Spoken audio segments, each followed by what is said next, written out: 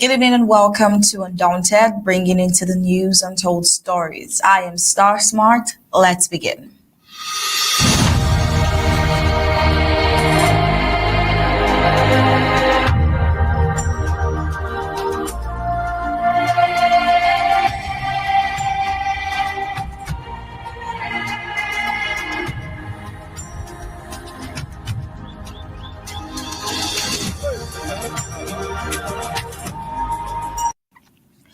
For over 6 decades, Ambazonians have been overlooked and denied their rightful place among the world's free nations.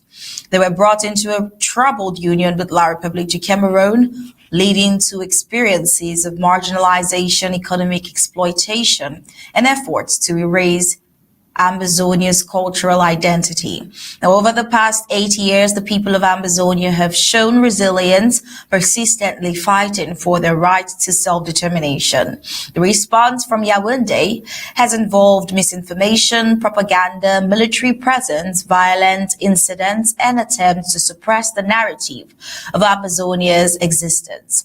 Ambazonia's voice hasn't been silenced. Instead, it continues to grow stronger. Destruction of villages and loss of lives have only fortified the people's resolve and fueled their determination. The call for freedom in Ambazonia remains strong and unwavering. With colonial presidential elections approaching, the regime appears to be employing familiar tactics of manipulation, having long used strategies that impact communities, basic needs, and neglected infrastructure. They now seem to be offering minimal incentives to Ambazonians.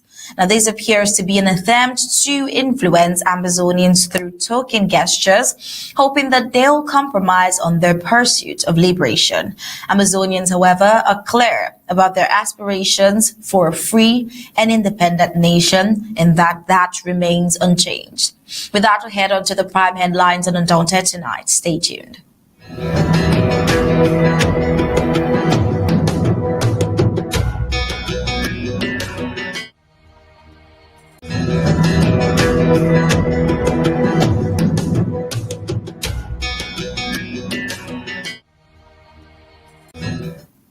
And these are the prime headlines on Undaunted tonight. Techabe, Belmondo, Teghen, identified as the lifeless body at St. Mary's Hospital Junction in Bamenda. French Cameroun steals from Ambazonia to power Douala is another report of concern, as well as the colonial hypocrisy on display. The colonial Prime Minister Ngute's election-timed visit to Ambazonia highlights systemic neglect. And across Africa, Guinea prepares for constitutional referendum amid political tightening. News across the globe, Israel launches Gaza City ground offensive as the United Nations inquiry declares genocide. And with that, we're heading to the full briefings of Undaunted tonight.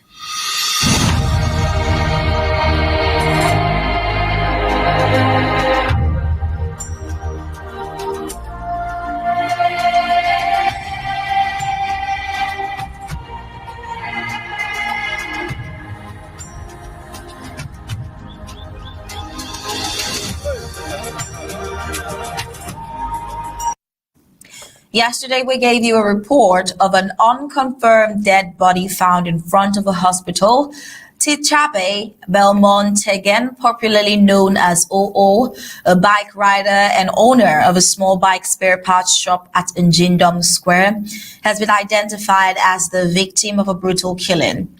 OO, who hailed from Njindom in Mbengui, was allegedly arrested along the Alabukam Road while transporting goods and passengers between Mbengui and Bamenda. According to reports, he was accused of transporting Barsiri drinks, a brand of which its commercialization and consumption has been banned in Ambazonia.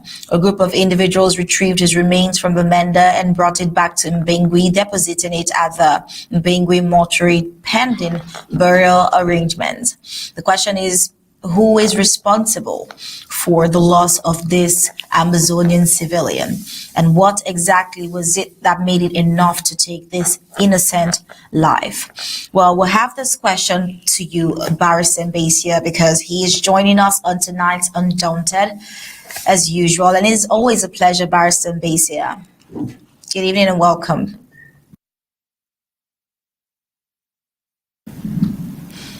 So we'll throw that question to you. What would you say? We know these days in Ambazonia, since the war began, it has become all too common for dead bodies, sadly, to be lying on the road. And for this particular person who we know what he does in Ambazonia, he's a popular person who is into spare parts. We're wondering what could have prompted this brutal act on the innocent Amazonian civilian. What would your speculations about this be?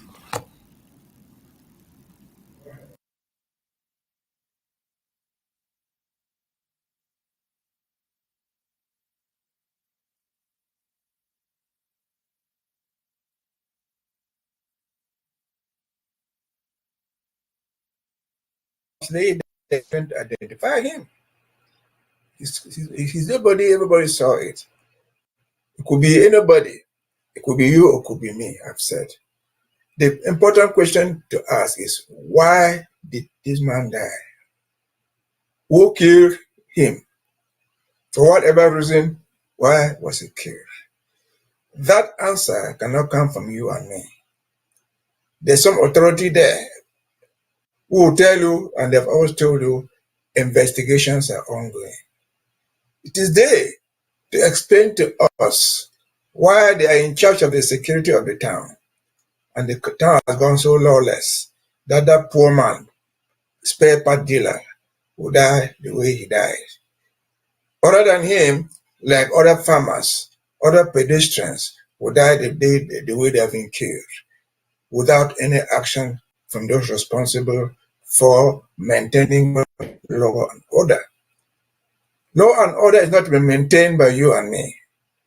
It is to be maintained by people who are trained to do it. It is to be enforced by those entrusted to do it, not you and me. It's not to be done by the vigilantes. That's their point. You don't go down the cartier and get your untrained policemen to go around and arrest people. That's what they call vigilante. And why did you spend so much money training people in the gendarmerie schools, in police schools, and even sending them abroad to go there and do more scientific methods of investigations and identification of criminals? They have failed, and they have failed woefully. That man, spare part dealer or farmer or whoever could have been there, did not need to die the way he died. And I said yesterday, and I'm still repeating it, only one reason is accountable for that. The generalized disorder in town, nobody is held accountable. Why? Because the government is no longer in control. Why are they no longer in control? Because there's law, there is war ongoing, an uncontrollable war. They don't know how to end it. They cannot end it, and they refuse to end the war. Until they do that, this man is only one. Tomorrow another one will die. The next day another one will die. But he's not even the first anyway. Not many people have died. Well, Florence Ayafo, who was a civil servant, but they chopped her body in the streets, still in Bamenda there. Why? Why did Florence Ayafo need to die? Why? And others unnamed. The Pinyin people that they carry in trucks haven't killed them. Within those citizens, are they different from that young man, spare part dealer? They did not. Why did they have to die? Again, this is what they call Northwest. Why did those 2 or 3 people need to be shot in the market square in Guzan? Are they not citizens? Somebody executed them without trial, and the government is sitting in place, no investigation, no accountability. It is a tip of the iceberg. It started 1, 2, Florence Ayafo and others. It has now become a life or death situation. In every street dealer, any man who walks around the street, his or her life is in danger. That's the bottom line.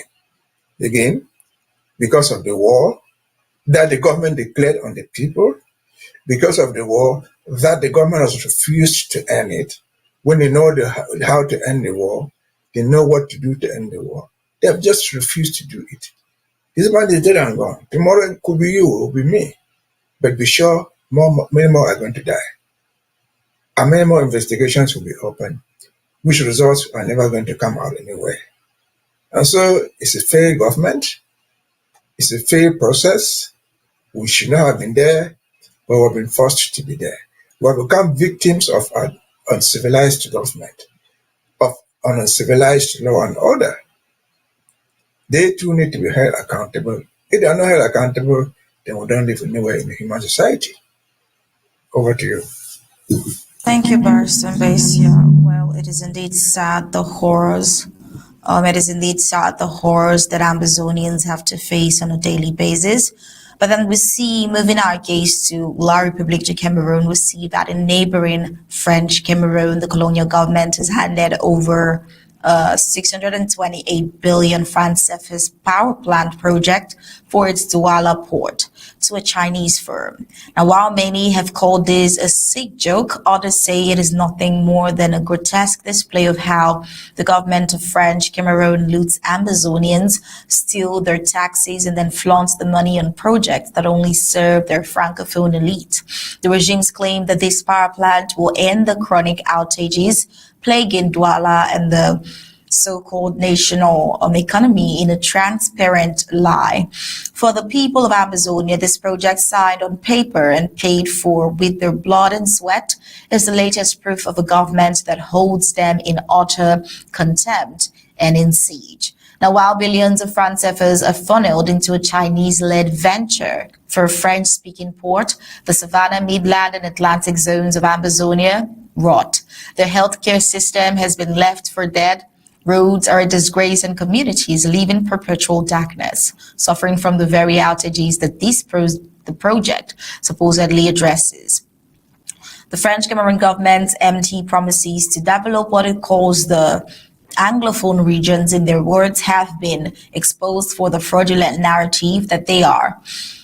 While new infrastructure, highways, malls, and now a massive power plant springs up in La République's major cities of Douala, Yaoundé, and Kribi, the roads in the Midland zone and in the other parts of Ambazonia remain dead traps. Yet funds that could have been used to rebuild the destroyed infrastructure is being squandered on projects that reinforce the economic dominance of the colonizers' French-speaking centers. However, it is no news that in French Cameroon, prosperity is a privilege served and reserved for a chosen few, built on the stolen contributions of a people that they seek to destroy.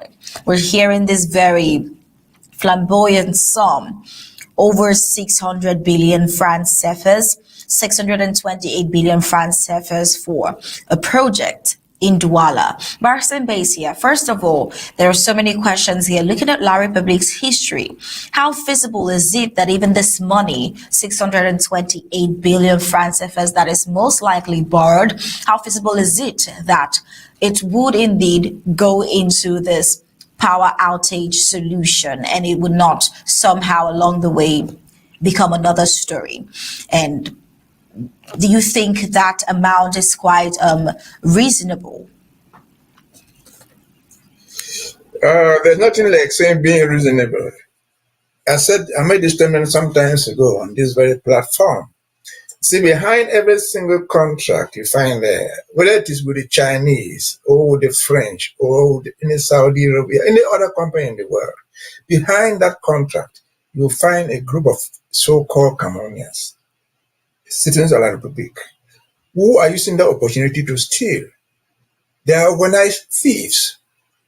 The money comes in, if it does come, it is stolen without being ashamed of it. Who can remember that? I mean, during the COVID-19, that's when COVID-19 was an illness that was killing people, was taking people's lives. They went and borrowed money like that. And what did they do with the money? They stole all the money. They stole the money. And then they manufactured things around town. They got things in medicines from India and labeled them made in Cameroon. Just the government department doing all this. There's COVID-19, a life or death situation. And nobody has said anyone accountable. It is not us saying. Their own audit has produced this report of outright theft of money that was taken as a loan, some of it given as aid, to assist the people who were on their dying beds. They stole the things and allowed the people to die. If they could go this far, what are you talking about? A port, a road? They would not do it. They will steal the money. Yeah, the roads are so bad. Infrastructure is zero. But look behind this infrastructure. You see behind each of those infrastructural projects, a loan that had been taken in advance, and nothing was done. I remember, let me give you an example. Sometimes ago, last year, we were sharing the roads to Libya. They have taken loans and loans before that to study, just to study that project, to construct a road, which they have not constructed one.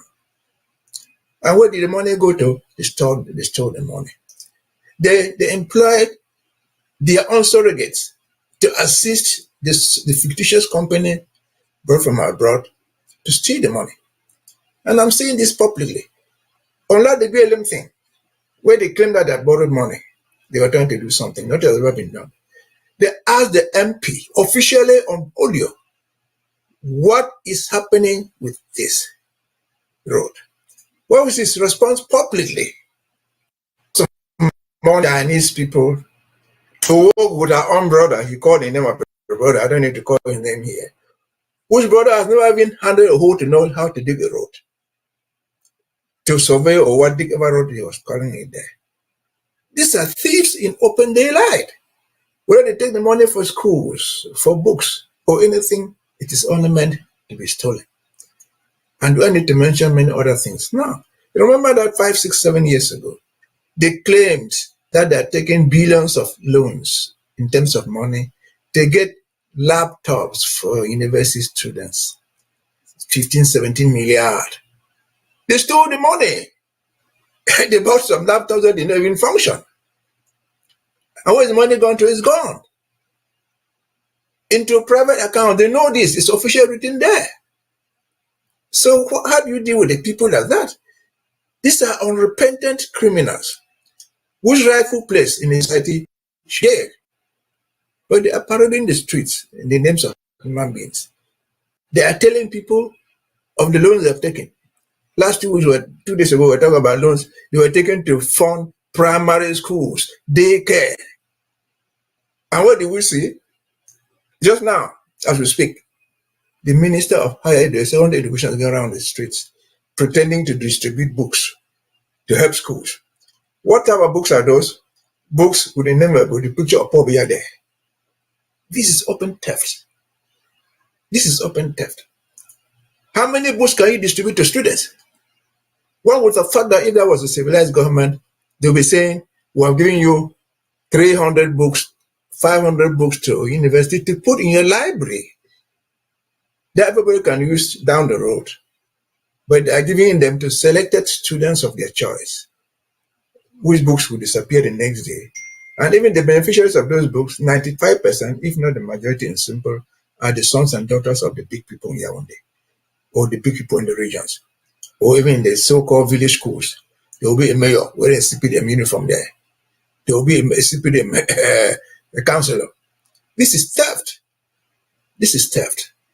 Again, I don't know where we can start, but bottom line, it is stealing from the people. It is, again, I've said this many times, the oppression of the majority by the minority, which is not acceptable. The rightful place for these people is jail. And jail time may be for life, for making the people subject to their caprices, criminal caprices. And so that's what I can say about that. There's nothing like a good loan in Cameroon. Every loan they take, if not, or at least the majority of them, you have behind each loan the signature of a minister, the signature of a director, the son, the daughter, the wife of a big man, where nothing will be delivered, but the money will go out. I've given the examples, laptops for universities, they're all gone. The loan is still unpaid. So what else do you want me to explain? This is my view about it.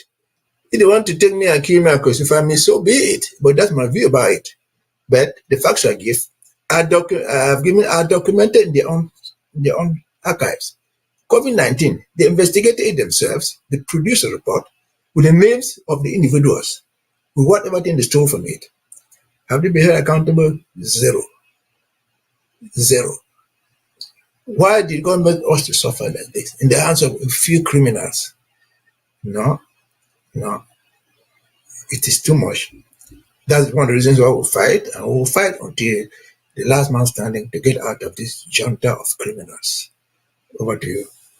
Thank you, Barson Mbeseha. But then again, we see the colonial regime with another gimmick going on during this electoral period. Colonial Prime Minister Joseph John Ngute of La Republique is set to visit Bamenda tomorrow amidst an imposed lockdown that has entered its second week. The timing of the visit coinciding with heightened tensions and approaching elections underscores the colonial regime's pattern of belated attention to the neglected infrastructure in Ambazonia. While that is going on in Douala, Ngute's purported itinerary includes inaugurating the Bamenda-Babaji Road, the same road that has been inaugurated a number of times, launching rehabilitation works on key Bamenda roads, inaugurating the Malfour Bridge, and laying the foundation stone for a new administrative block at the Malfour Market, Ngute. Critics view this as a belated and politically motivated attempt to garner support in a territory long marginalized and forgotten by La République du Cameroun. Ambazonians are seeing the visit as only a highlight that the colonial regime's hypocrisy is obvious. Neglect until elections is what Ambazonians are witnessing. Infrastructure projects are spotlighted when votes are sought, contrasting with years of systemic neglect. Colonial posturing actions are seen as attempts to legitimize La République du Cameroun's control over Ambazonia, a territory seeking its self-determination. But the Ambazonian stand has remained clear. The people of Ambazonia have made clear their stance, the rejection of these colonial elections, that there will be no participation in the colonial elections, the elections orchestrated by La République du Cameroun, reflecting Ambazonia's pursuit for its own sovereignty. The struggle for self-determination, which is the goal, remaining to reclaim its independence and asserting Ambazonia's right to govern itself, free from perceived colonial domination. Well, Barson Mbeseha, this is one popular trick of La République where they come in during the election showing so much activity. This one we're wondering, is this something that they would finally actualize? Because this is the same stretch of road that so many others before have promised construction on, but it remained at that. Promises that were dead on arrival. This time, do you think it will be different?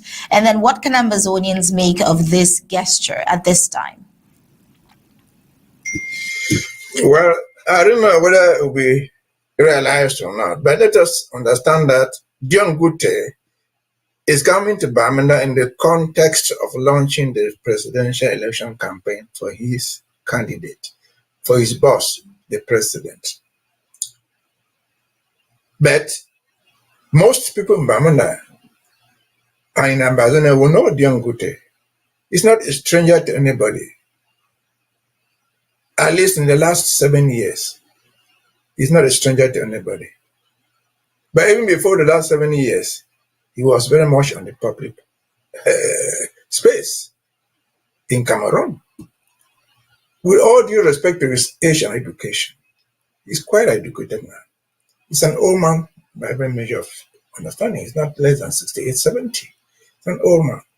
But what is the record of John Ngute? Can anybody believe John Ngute? John Ngute, as a politician, as a technician, has been a catalogue of lies. He's a liar and the first-class deceitful person in the world. He has deceived us all the time.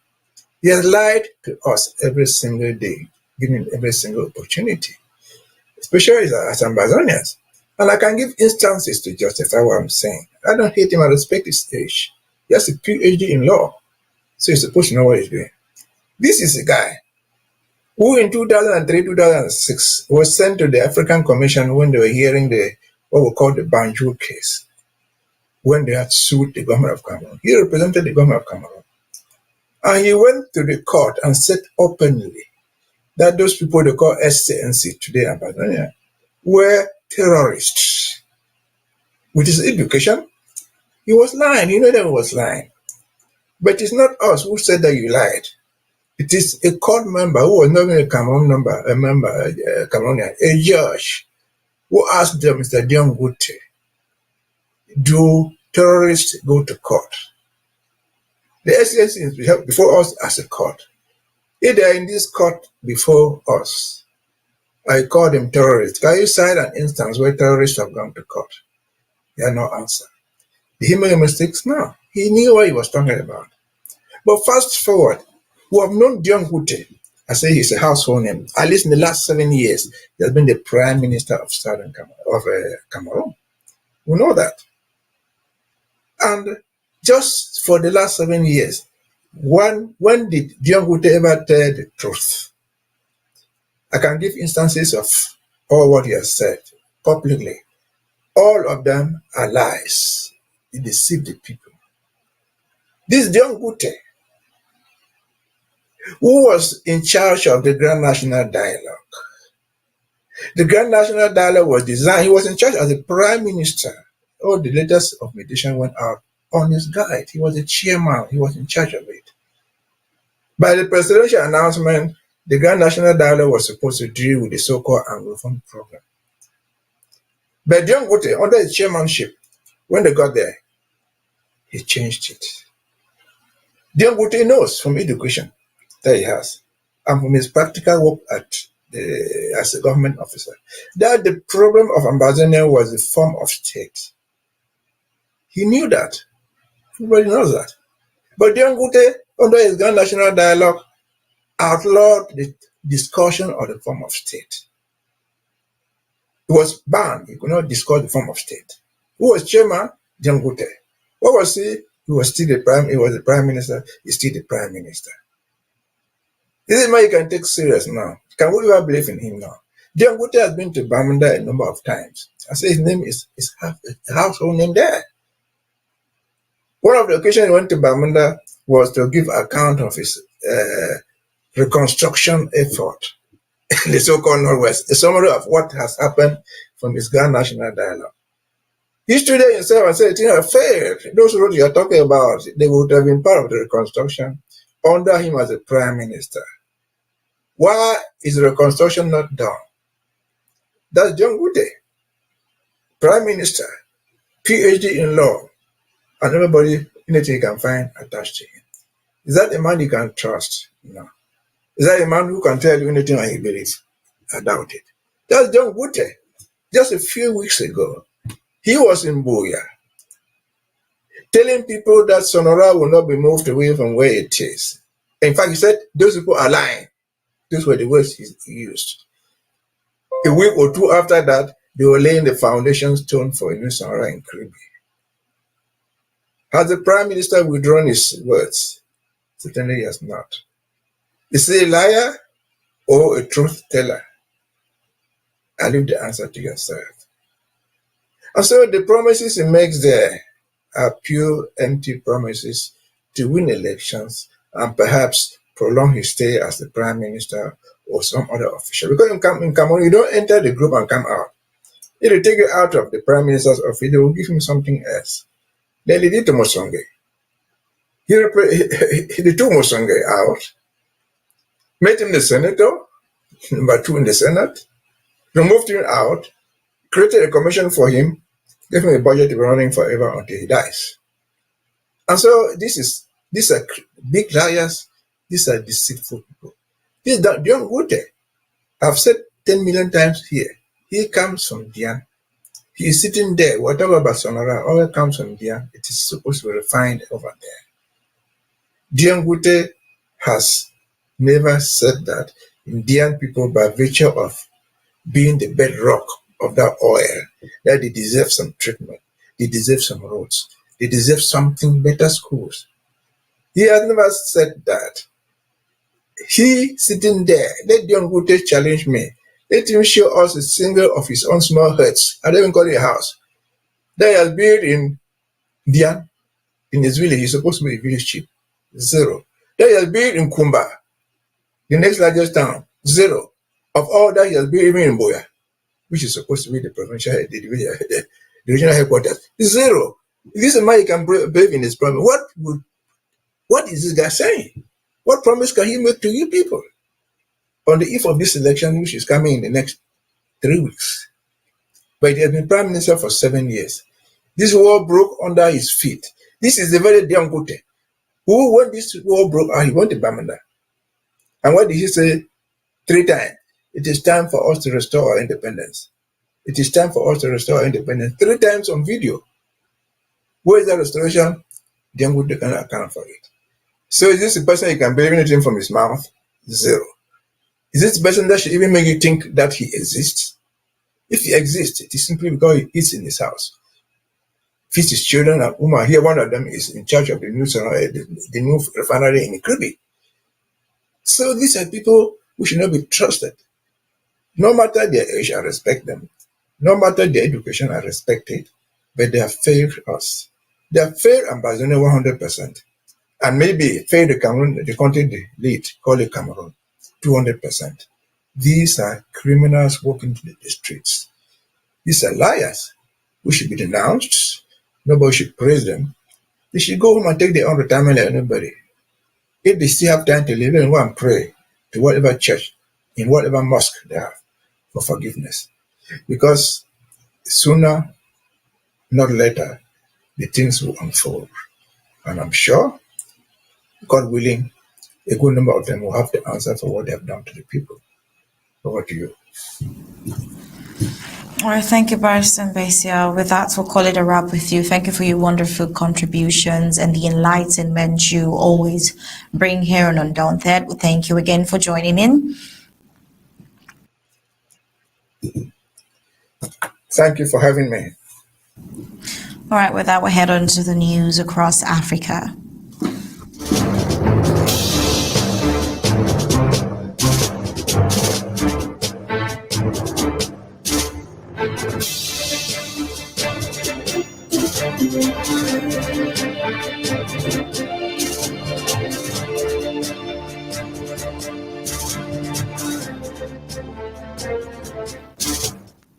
On the African scene, Guinea is approaching a pivotal moment in its political transition as citizens prepare to vote in a constitutional referendum scheduled for this Sunday.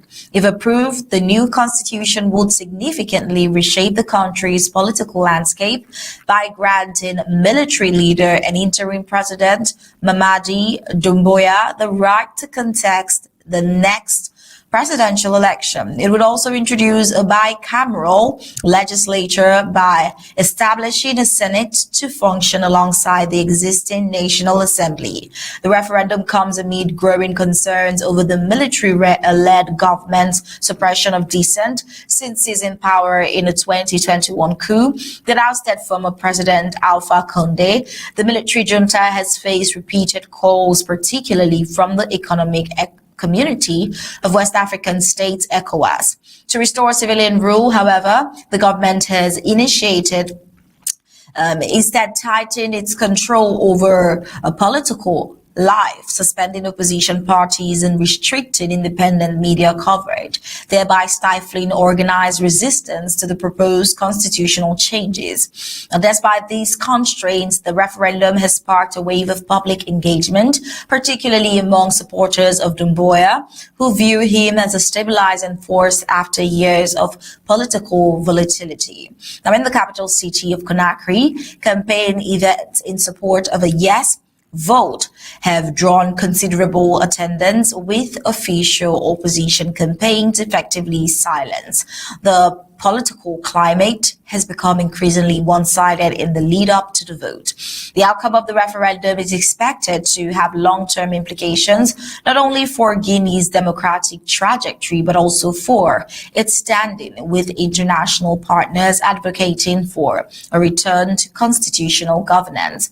The result will determine whether Doumbouya can transition from interim leader to elected president, consolidating military influence under the guise of democratic legitimacy. Well, let's head on to the news across the rest of the globe.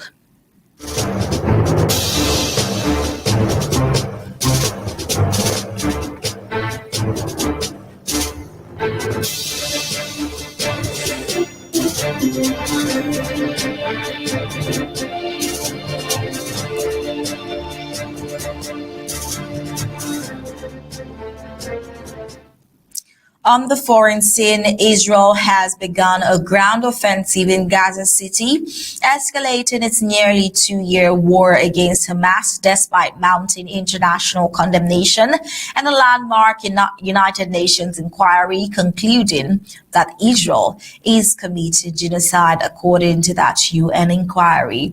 Now, the operation marks one of Israel's largest incursions into the enclave's most populated urban center, a move critics say will worsen the humanitarian catastrophe and endanger the remaining hostages believed to be held by Hamas. The United Nations Commission's report, described as its most authoritative finding to date, determined that Israel committed 4 genocidal acts since October 2023, including mass killings of Palestinians, deliberate inflictions of conditions to destroy the population, and measures preventing births. It urged UN member states to fulfill their obligations under the Genocide Convention, including halting arms transfer and prosecuting those responsible. Israel has rejected the findings, insisting that its military actions are conducted in self-defense and in line with international law. The government maintains the Gaza City incursions target Hamas's last stronghold. The offensive has already triggered widespread displacement. Gaza City's pre-war population of 450,000 swelled to over 1.2 million as Palestinians fled fighting elsewhere. Israel estimates that 40% of residents have now fled south, though humanitarian groups warn conditions in relocation zones are dire, lacking food, water, and medical care. Reactions poured in globally. European leaders condemned the assault as reckless and unlawful, while Qatar declared ceasefire negotiations invalid after Israel targeted Hamas negotiators in Doha. The United Nations human rights chief labeled Israel's strike on Qatar a shocking breach of international law. Meanwhile, civilians in Gaza City described the bombardment as among the most intense of the war, forcing families to flee with little more than what they could carry. Aid agencies warned that famine already declared in parts of Gaza could intensify as the city becomes the epicenter of fighting. The Israeli advance, coinciding with a U.S. show of support, underscores Prime Minister Benjamin Netanyahu's determination to press forward despite rising global isolation and accusations that his government is deepening Gaza's devastation without a clear path forward. Still on the global scene, we see the American presidents have visited Britain to meet the royal family for more than a century, marking occasions that range from formal diplomacy to light-hearted missteps. Donald Trump will arrive in Windsor on Wednesday for his second royal meeting, this time with King Charles. During his presidency, Trump was hosted by state visit marked by both pomp and protest. For Charles, it will be the first time he welcomes a United States president as monarch. Now, the tradition of presidential encounters with British royalty dates back to 1918, when Woodrow Wilson traveled to London weeks after the First World War ended. Now, crowds gathered outside Buckingham Palace as he appeared on the balcony with King George V and Queen Mary. King George VI broke new ground in 1939 by visiting President Franklin D. Roosevelt in Washington, the first reigning British monarch to set foot in the United States. The royal couple charmed Americans, even attending a picnic where they sampled hot dogs in Hyde Park.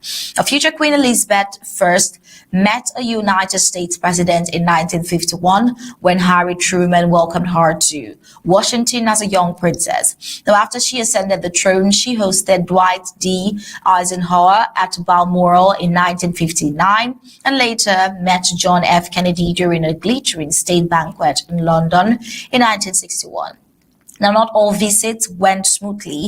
In 1977, Jimmy Carter breached protocol when he greeted the Queen Mother with a kiss on the lips. Gerald Ford's dance with the Queen in 1976 became memorable for the unfortunate choice of the song, "The Lady is a Tramp." Now, some meetings were iconic, with Ronald Reagan famously rode horses with Queen Elizabeth at Windsor Castle in 1982, cementing a warm personal bond.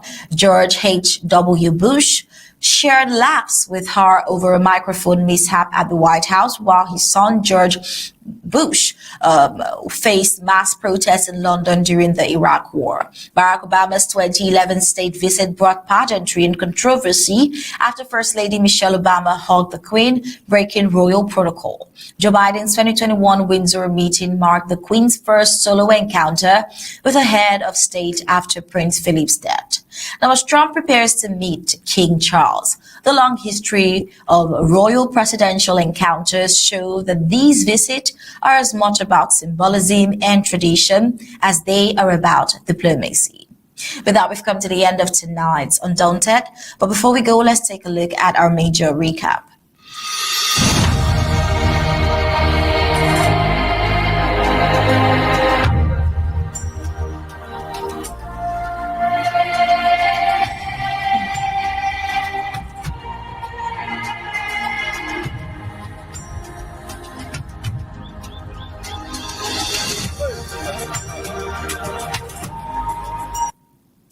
On Undaunted tonight, we brought to you Techabe, Belmondo, Teghen, identified as the lifeless body at St. Mary's Hospital Junction in Bamenda.